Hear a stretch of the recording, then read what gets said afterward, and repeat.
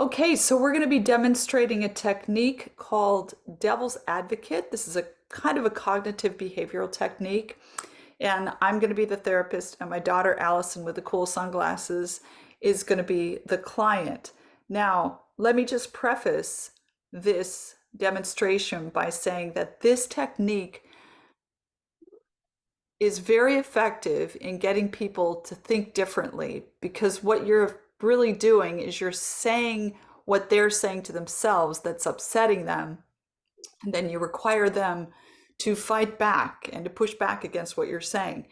But you do have to be kind of careful because it can be a kind of an emotional exercise. So make sure that the client is resilient enough to deal with it. And you'll see why in a minute because you'll see how it goes. So let's just jump in here. So Allison, Mm-hmm. those are quite some sunglasses you have there. Thank you. They're one Yeah. of a kind. Yeah, you're very one of a kind. So, Mhm. sweetheart, I understand. Oh, I shouldn't call you sweetheart because you're my client. Anyway, client, I understand that you're looking for a house, correct? Correct. And you're this is a first time buyer. Yes, A it's little been bit an stressful affair. for you, pretty Very much stressful. so. Very much so. And Yeah. how did you feel about your realtor? So our first realtor had really great energy. We loved her, but she passed us off to her assistant who did not have equal energy and who was a little bit more inexperienced. And we had some difficulties with him realizing 3 weeks in that he might not be the right fit for us. And so, yeah, it didn't go great at first. What did you do? So we had to end up going with another realtor. And I guess you could say we kind of fired the first one. Mhm. And it did not feel great because my husband John is friends with the first realtor, the lady, Yeah, original lady right. whose assistant we got. And you So want to give a vote of no confidence to her yeah, assistant. Yeah, so we trusted her and we still do trust her and yeah. I think we would still use her if she was available, but She she was just available. Yeah. happened not to be available and she gave us to her assistant and it just didn't work out for us, but we still feel bad about Mhm. leaving her even though it wasn't directly leaving her. So, it's hard to reject people. Like it's hard to fire people, so to speak, even though you didn't technically fire him, but it's hard to do that. Yes. Um, and so you're probably having some thoughts going around in your mind about this. Let This is many a very thought. emotional, right? And so you're feeling these emotions and then the emotions will kick up thoughts into your mind. Yeah, I mean, I feel sick to my stomach. Yeah. Um, I don't like letting people down. Hmm. I really value relationships. Hmm. I really value connection. And so when I am unable to connect with someone, Hmm. even if it isn't necessarily a fault of my own, I feel like somehow it's my fault. Yep. So there's a lot of feelings of self-loathing, like I did something wrong, a lot of Yeah. feelings like I disappointed someone Yeah. because again, maybe because I did something wrong. Maybe there was something in that process where I could have done better. I'm just racking my brain trying to think of Wow.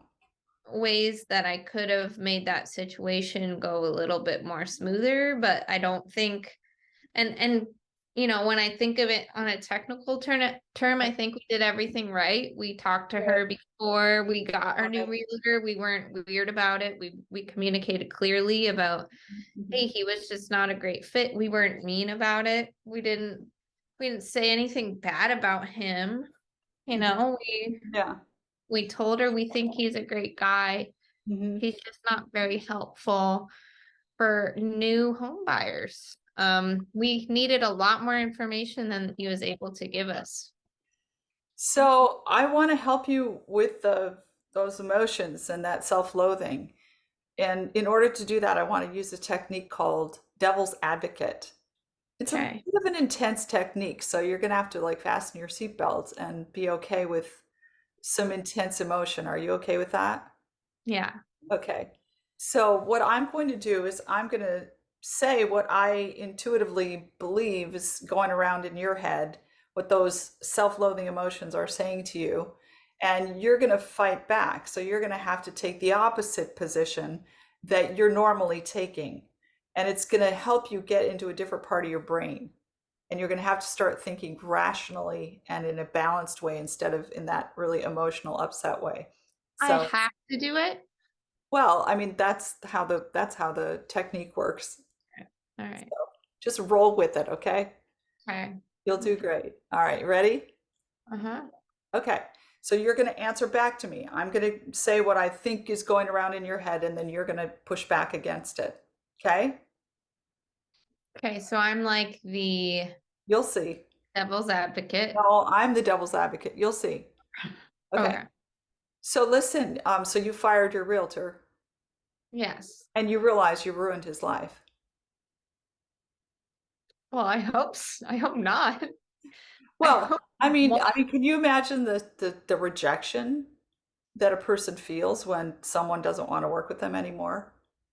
I mean, Yeah. how do you know he wasn't so dependent on whatever money he was going to make from you guys that he couldn't even pay his own mortgage and it just brought him to financial ruin? Well, he lives in the Pearl District in Portland, so I'm absolutely sure he is not in financial ruin. It's a very nice part of Portland. It's downtown, so he's fine. You know, maybe he's just propping himself up financially and he was like really desperate. I mean, you don't know what's going on behind the scenes. Just because someone lives in a nice area doesn't mean that they're doing okay. That's Like, true, but he owns property down there, so he could sell that, liquidate that property and get cash and bail himself out. He's able to, find another means to prop himself up. If, if he still owns property, he's doing quite well in what this about the economy. what about the emotional fallout of the rejection of that? I mean, maybe you just completely destroyed his confidence and he'll never come back from that. He is not the kind of man that lacks confidence, I'll say. Hmm. He was maybe overly confident when we were together. So I would say if there was a little notching down of confidence, it was very slight in the grand scheme of confidence levels. So he's probably fine. But don't you think you should always like go the second mile to make other people feel good about themselves? Because you know what's more important than the way other people feel about themselves? Is your house Um, more important than that? no, but sanity is, and I cannot. I think I would be crazy or I'd go crazy if I tried to make other people happy 100% of the time. I think it can be a big chunk of your life, but I think you have to fill up in order to put out as well. So I was preserving my tank, so to speak, so that I can buy a house that I can bring people into and give back in that way. In that moment was not a time to give back. Hmm. That's So, not the best use of my giving energy. okay, but if you just withdraw your giving energy like that in one situation, what'll keep you from being like totally narcissistically selfish all the time? I think you have to go inward and look at your core values and who you are as a person. And I know that John and I are buying a house so that we can be a place of community and a safe space for our friends and for the community. So like I know that that's who I am on the inside and I can be confident in that even if I wasn't able to give in this scenario. Don't you think it's important for you to just always like make sure that everyone stays together and that relationships never fracture? Isn't it like a major failure in life to have a relationship not work out? It's feels like it a lot of times. However, it is also part of life, I think, to have some relationships not be able to work out. I think if you kind of look at the scope of your life and you're seeing that every single relationship has fallen apart, then maybe take some notes and look inward and say, might have some things I need to work on. No one likes me. But if you take inventory of your life and you see that, hey, there's a lot of people out there who I've been able to serve seamlessly. We've had great relationships and maybe we lost touch here and there, but it's going great. I have solid relationships. I think you can rest assured that you're not just a nightmare to be around. But isn't one failed relationship evidence that all the rest of them will fail? No, for sure no. Again, I think you have to take inventory of your life, and if you're looking at every single person you've ever met hates you, then maybe. But I think There might be a problem. So, but able to stay married for a long time, and that can be a challenge sometimes. And I've had friendships and family members who have been a challenge, but looked right at me when you said that. it's been fine. Like, you get past it. So it's definitely like, hey, things can be challenging, but it's not indicative of all your relationships being challenge and But is it forever. your job in life to make sure every relationship works out and that everybody feels really good around you? For sure, I want to be that way. Yes. But yeah, no, not realistically speaking. We can't, we'll never, we'll never be able to feel like that. Even if you were actually able to get along with every person or like